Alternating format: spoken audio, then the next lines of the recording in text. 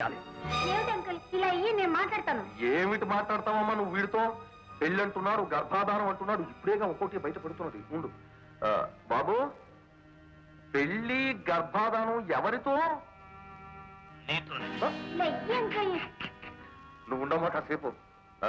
చూడు బాబు, ఎవరిని నువ్వు అంటున్నది? నిన్నే. నీకు గుర్తుందో లేదో, పాలకుళ్ళు గోపురంలో లలిత అనే ఒక అమ్మాయిని పెళ్లి చేసుకున్నావు. ఆమెతో కొన్నాళ్ళు కాపురం చేశావు. ఆమెకు కొడుకు పుట్టాడు.